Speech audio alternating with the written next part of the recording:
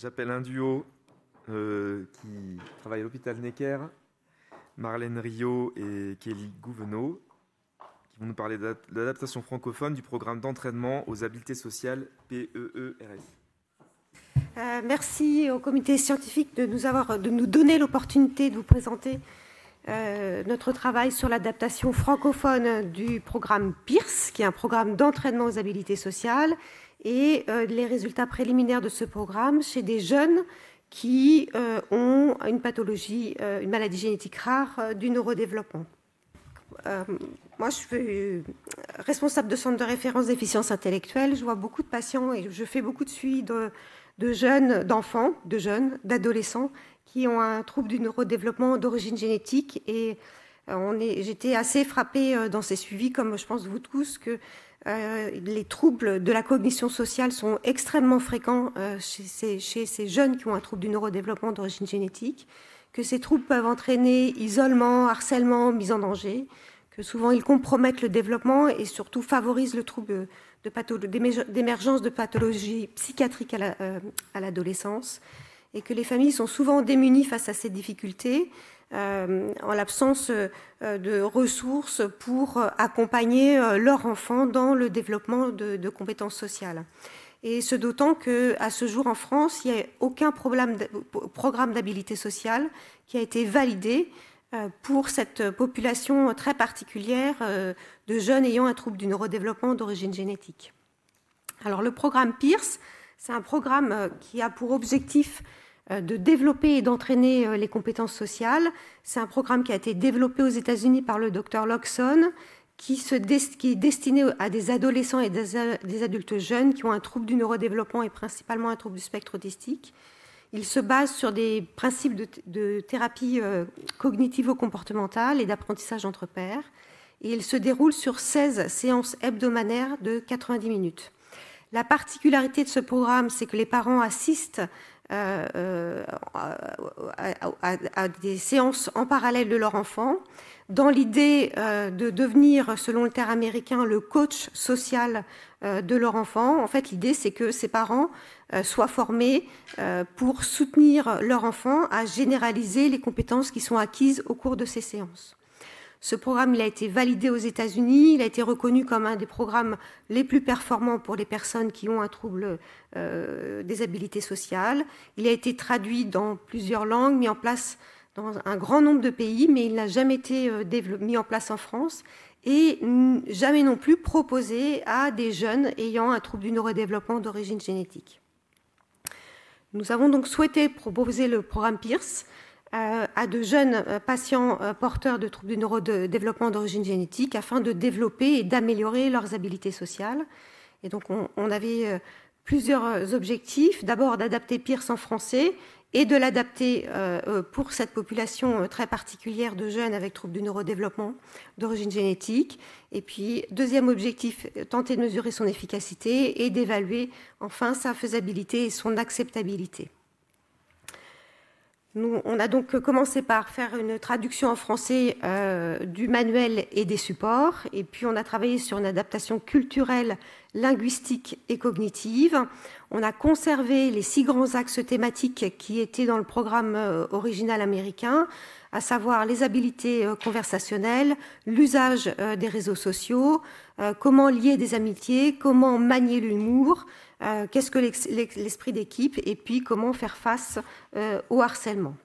En pratique, ce programme il se déroule sur 14 séances hebdomadaires de 90 minutes en présentiel, chaque séance abordant un thème particulier en lien avec l'un des 6 grands axes. On a 2 groupes qui sont animés en parallèle, un groupe parent et un groupe patient et un groupe parent ou aidant. Et ces 2 groupes sont animés par 2 professionnels formés au programme PIRS. Donc on a inclus dans notre cohorte des jeunes âgés de 12 à 32 ans qui avaient tous une maladie génétique rare du neurodéveloppement et qui avaient évidemment des difficultés avérées dans les interactions sociales. Il fallait que le jeune soit volontaire et soient motivés pour suivre le programme, sans déficience intellectuelle sévère et ayant des capacités de lecture, de compréhension et d'élaboration verbale suffisantes pour lui permettre de participer au groupe. Ce jeune ne devait pas avoir d'handicap sensoriel majeur parce que le programme n'est pas du tout adapté au problème de surdité et de cécité. Et puis le jeune devait être accompagné d'un parent ou d'un aidant. Du coup, pour l'évaluation, donc on a fait passer des tests aux parents et aux jeunes, donc avant et après le programme, et ensuite 6 mois après.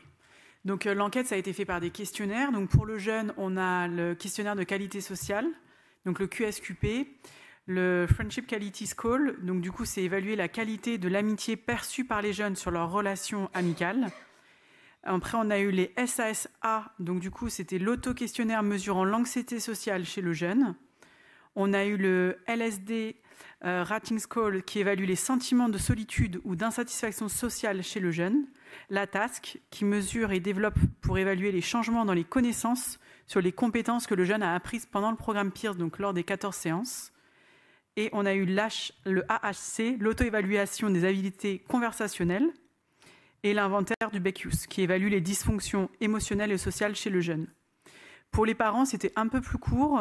On a utilisé la QSQP, donc questionnaire de qualité de socialisation, et la SASP, évaluation de l'anxiété sociale.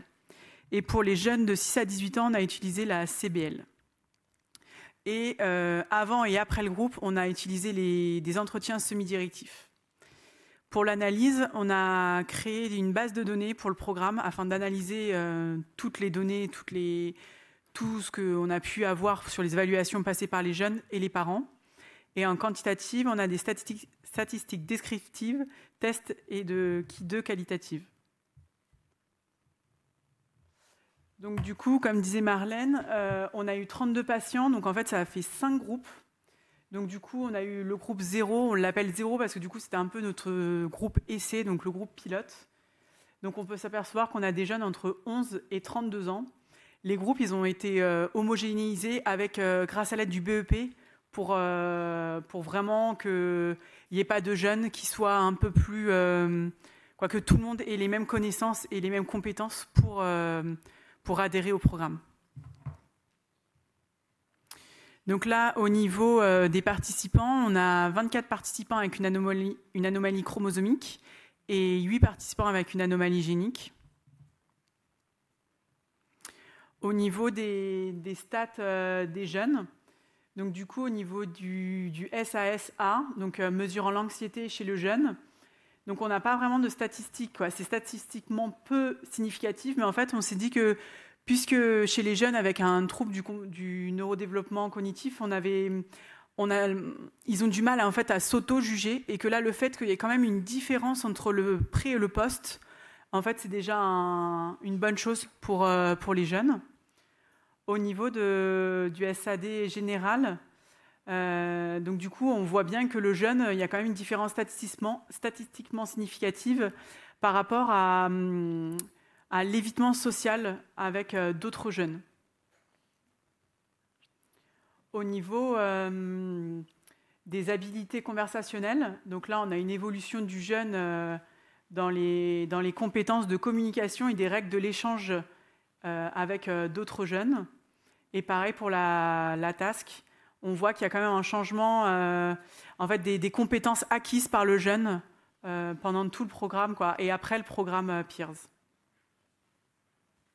Au niveau du parent, les parents ont évalué leurs jeunes moins anxieux par rapport à la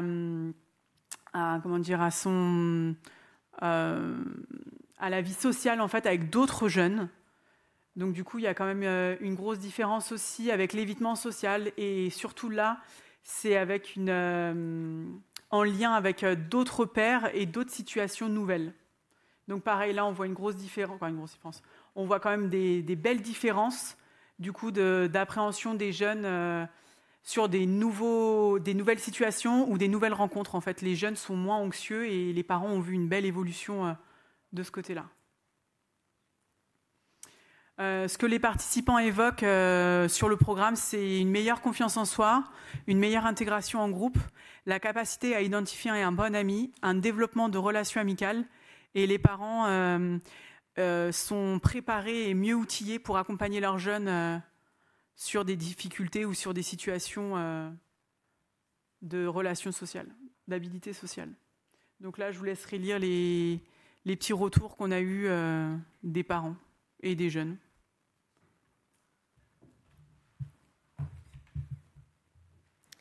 Donc nos premiers résultats montrent que ce programme est faisable et bien accueilli, avec effectivement des résultats significatifs sur différentes variables.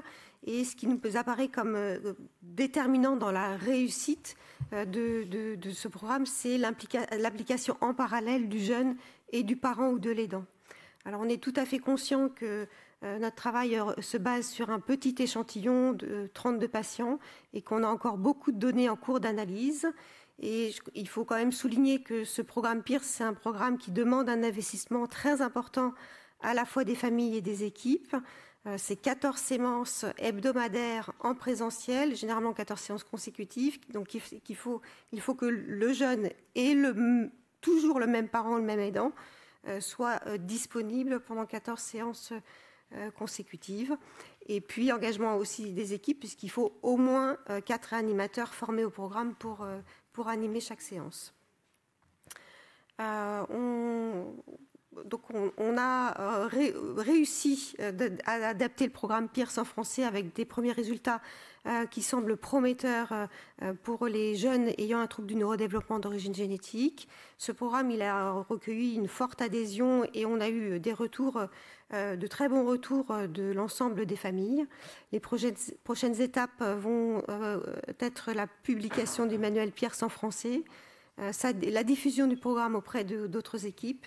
Et puis, dans un monde idéal, la mise en place de ce programme dans des structures de soins dédiées.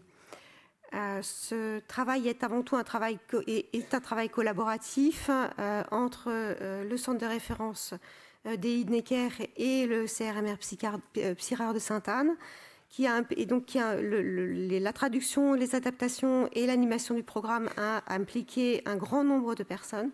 Et je tiens à remercier tout particulièrement Evandélia Valadier, qui n'a pas pu être là aujourd'hui pour présenter ce travail, mais qui était à l'initiative de ce travail et qui en est sa coordinatrice. Et surtout, je remercie tous nos soutiens sans qui ce travail n'aurait pas pu se faire, l'Institut Imagine, la Fondation Groupama et les associations de patients Génération 22, Prader Willi France et Valentin Apac.